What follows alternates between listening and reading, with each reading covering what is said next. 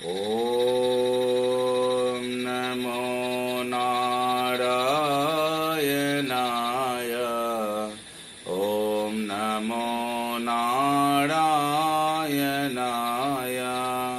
ॐ नमो भगवते वासुदेवाय।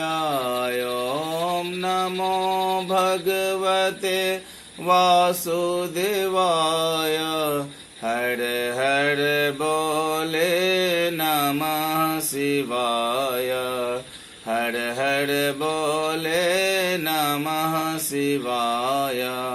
ॐ नमो नारायणाय। ॐ नमो नारायणाय। श्री कृष्ण गोविंद हरे मुरारी। श्री कृष्ण गोविंद हरे मुरारी। हे नाथ नारायण वासुदेव। हे नाथ नारायण वासुदेव। हे नाथ नारायण वासुदेव। एक बार बोलिए सुखदेव जी महाराज की जय। गोविंद देव जी महाराज की जय। श्री कृष्ण चंद्र जी महाराज की जय। जय जय श्री सीताराम। एक बार बोलिए राजा परीक्षित की जय। मोक्षदायिनी श्रीमद् भागवत महापुराण की जय।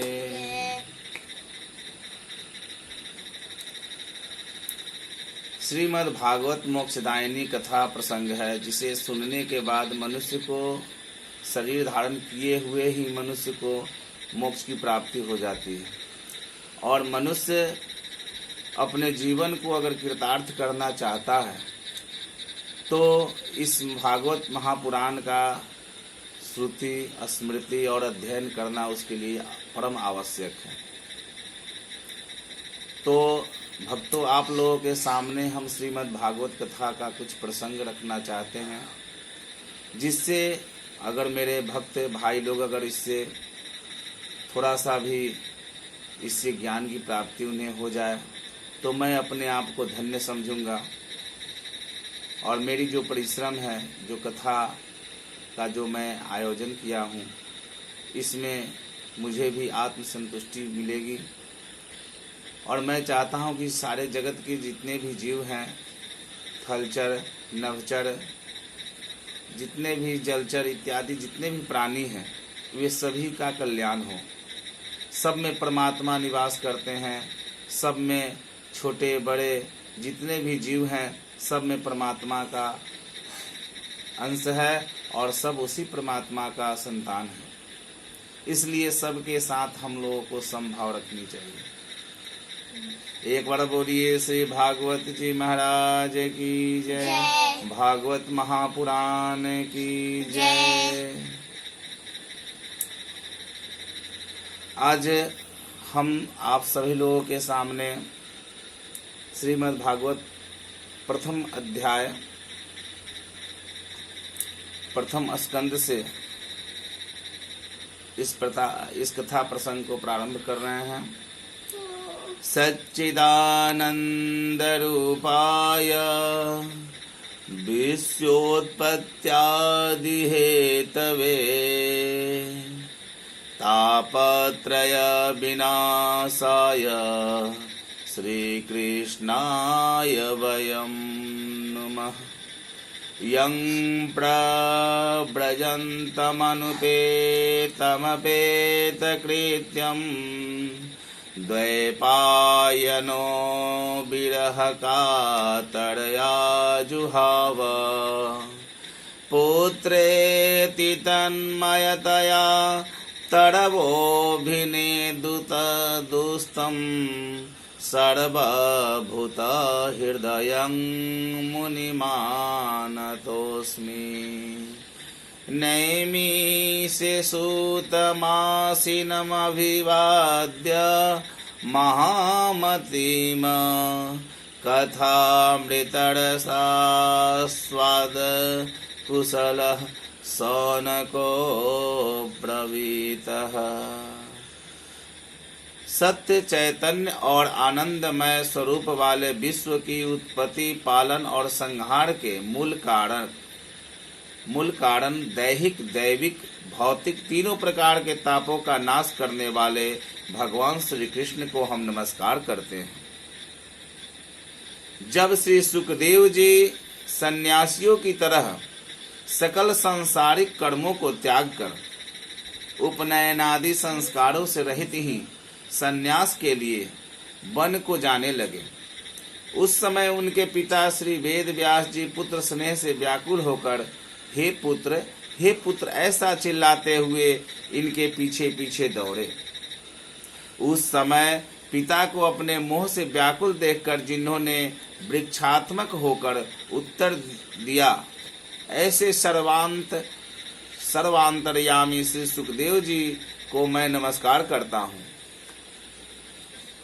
नैमिषारण्य क्षेत्र में व्यासासन को अलंकृत करते हुए श्री विशाल बुद्धि श्री सूत जी को नमस्कार करके कथा रूपी रसास्वादन में कुशल श्री शौनक जी ने उनसे पूछा।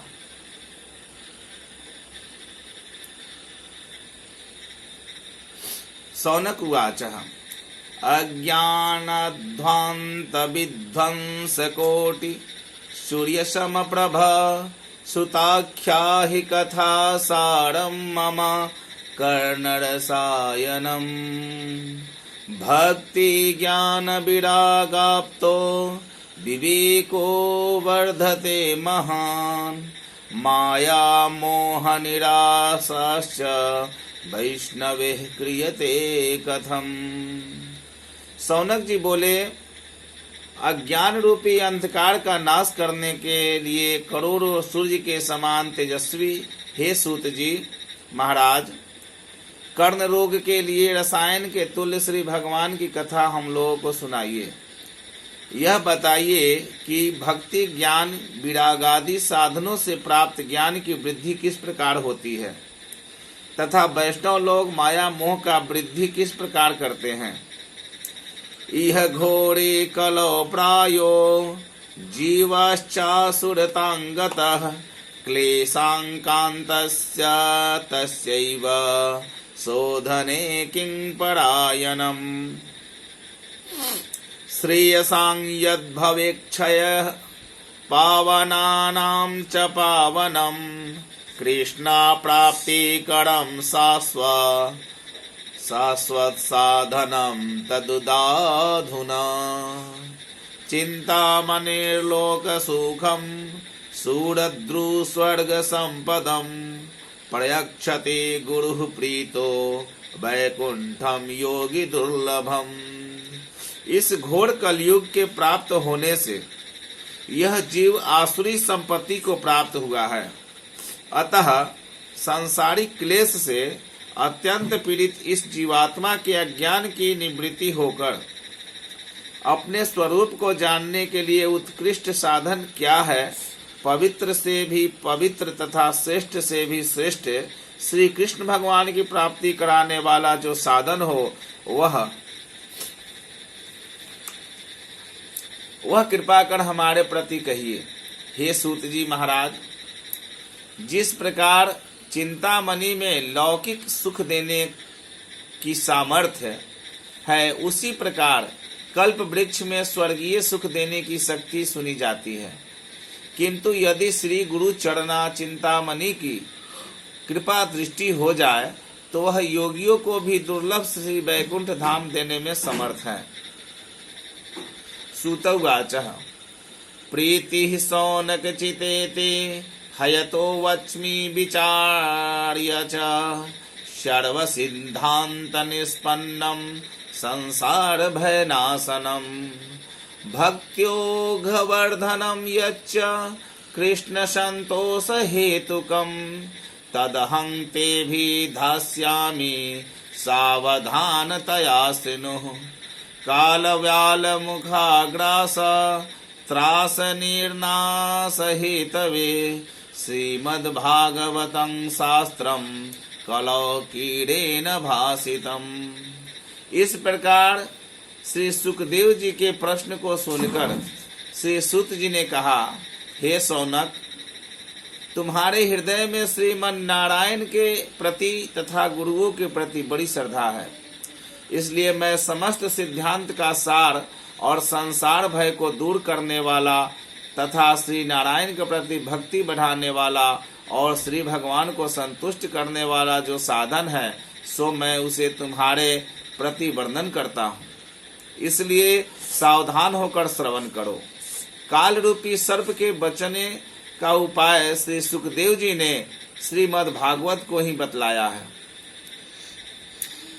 तदस्माद् परम किंचिन मनः शुद्धये न विद्यते जन्मांतरे भवेत् पुण्यम तदा भागवतं लभेत्।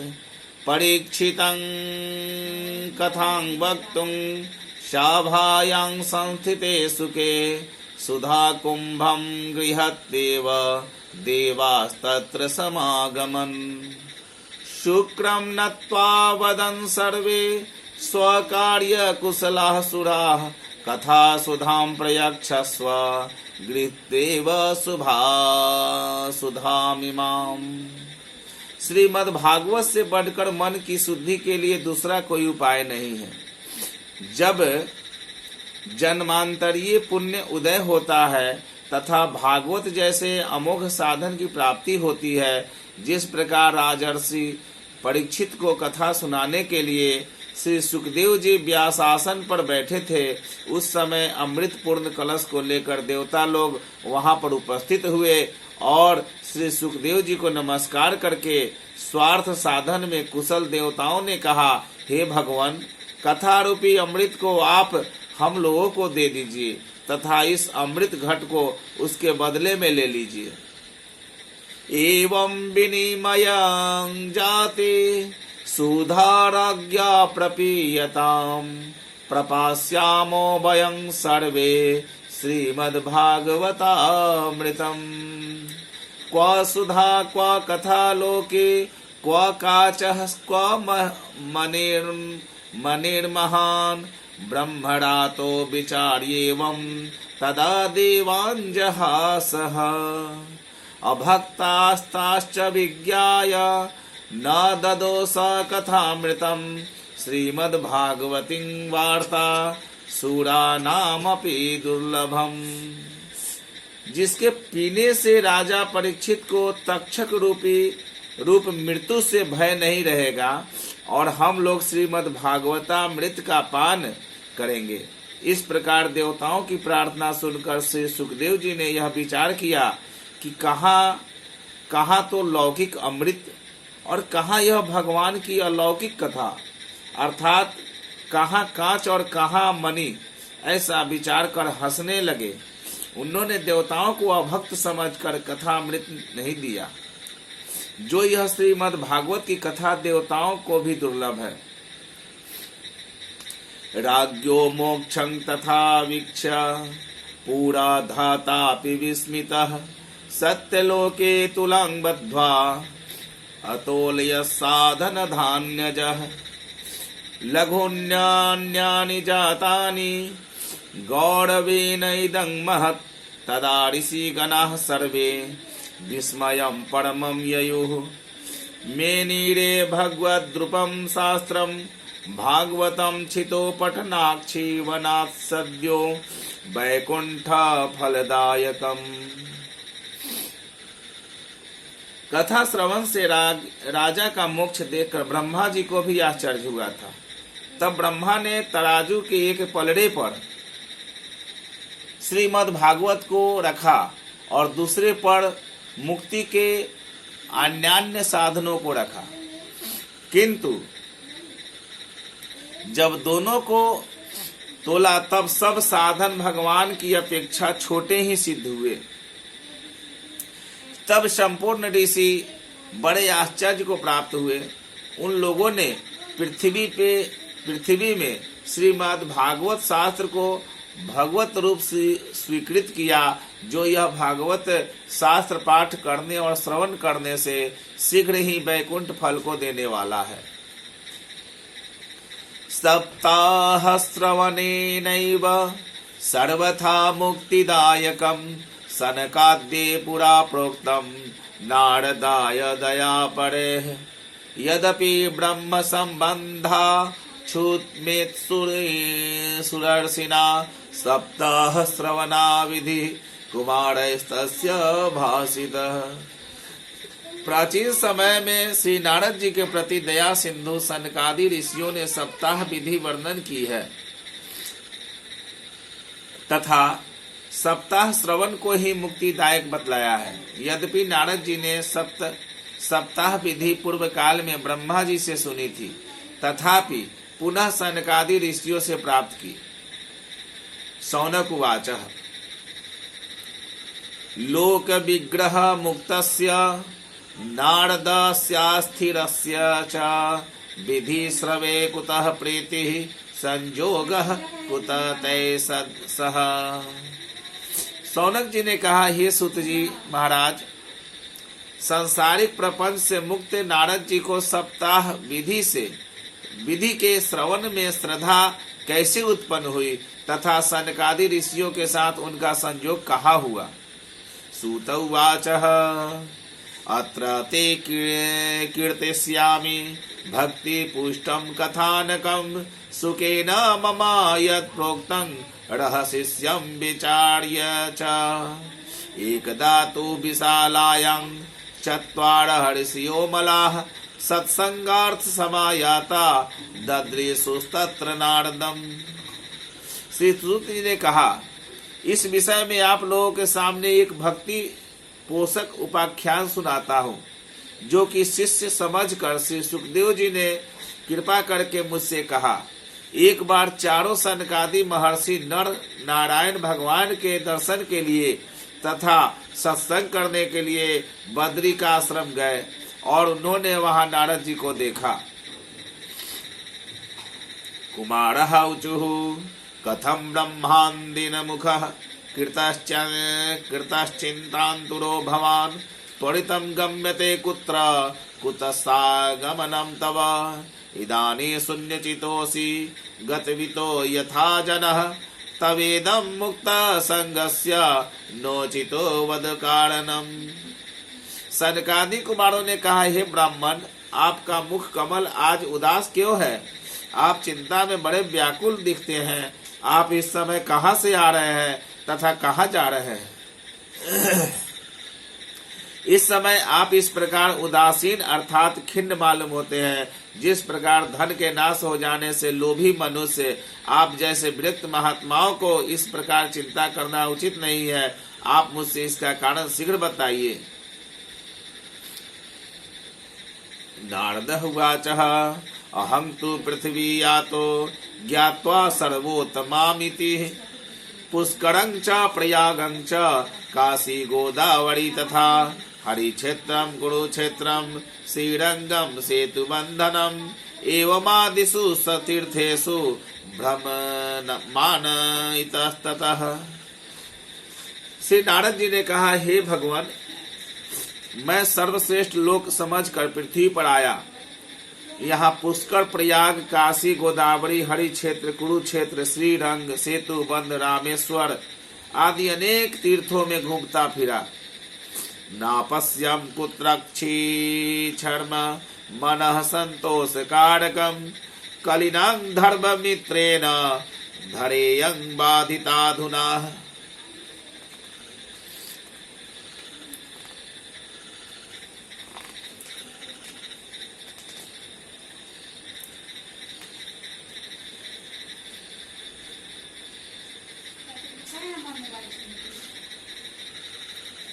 सत्यम नास्ति तपः शौचम दया दानं न विद्यते उदरम भरिनो जीवा बड़ाका कुटभासिनः मंदास मंद मतयो मंद भाग्या ह्युपद्रुता पाखंड निरता संतो विरक्ता सपरिग्रहा। किंतु मन को शांति कहीं नहीं मिली। कारण कि अधर्म के मित्र कलयुग ने संपूर्ण पृथ्वी को व्याप्त कर लिया है। सत्य, दान, तप, पवित्रता, दया आदि सद्गुणों का नाम भी नहीं रहा।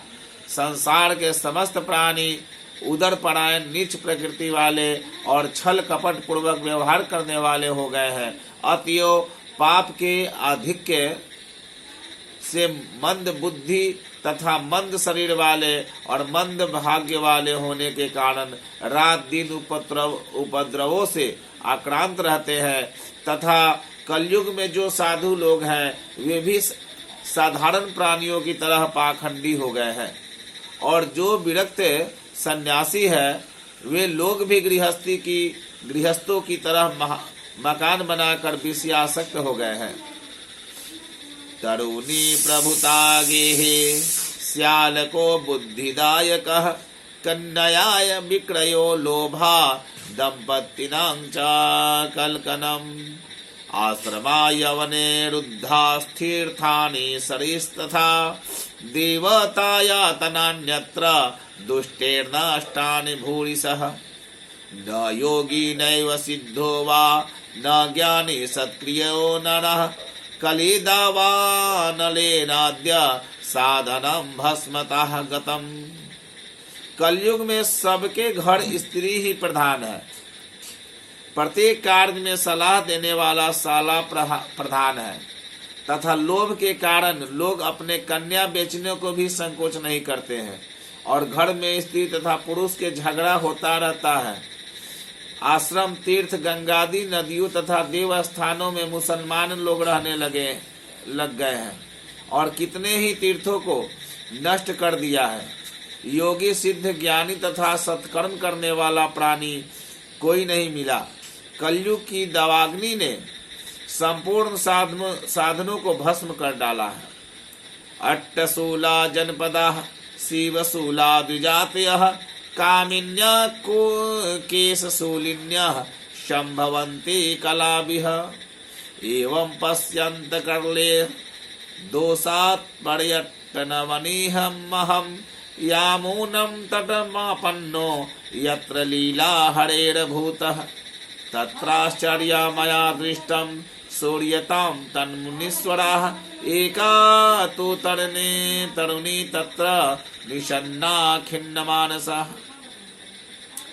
इस कलिकाल कलयुग में सभी प्राणी अन्न बेचने में लग गए हैं, तथा ब्राह्मण को लोग वेद को बेचने लगे हैं, और स्त्रियां अपना सतीत्व खोकर जीविका चला रही है।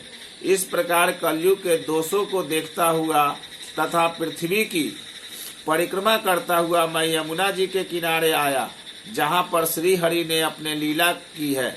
वहाँ पर मैंने एक आश्चर्यपूर्ण घटना देखी है। हे महर्षियों, आप उसे ध्यान पूर्वक सुनिए। एक तरुण अवस्था